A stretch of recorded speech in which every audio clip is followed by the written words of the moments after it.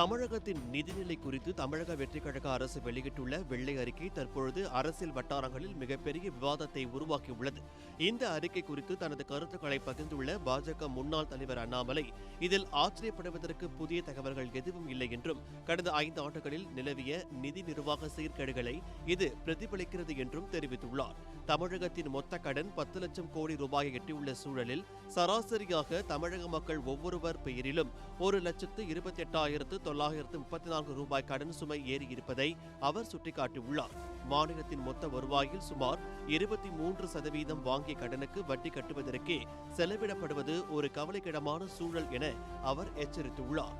அண்ணாமலை தனது அறிக்கையில் தமிழகத்தின் சொந்த வரி வருவாய் குறைந்து வருவதையும், மின்சாரம் மற்றும் போக்குவரத்து போன்ற பொதுத்துறை நிறுவனங்களின் கடன் 3.18 லட்சம் கோடி ரூபாயாக உயர்ந்துள்ளதையும் விவரித்துள்ளார்.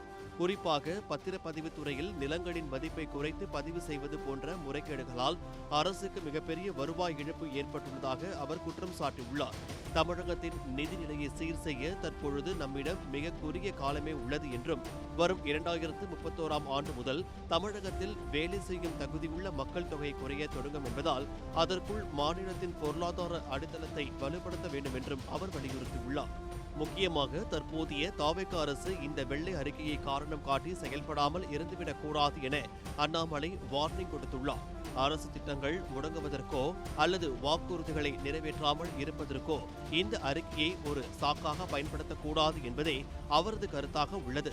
இந்த நிதி நெருக்கடியில் இருந்து தமிழகத்தை மீட்க வெறும் அரசியல்வாதிகளை மட்டும் நம்பியிருக்காமல் பொருளாதார நிபுணர்கள், கல்வியாளர்கள், தொழில்நுட்ப வல்லுநர்கள் மற்றும் சமூக மேம்பாட்டுத் துறையை சேர்ந்த அறிஞர்களை உள்ளடக்கிய ஒரு செயல்திறன் மிக்க ஆலோசனை குழுவை உடனடியாக அமைக்க வேண்டும் என அவர் முதல்வர் விஜய்க்கு ஆலோசனை வழங்கியுள்ளார்.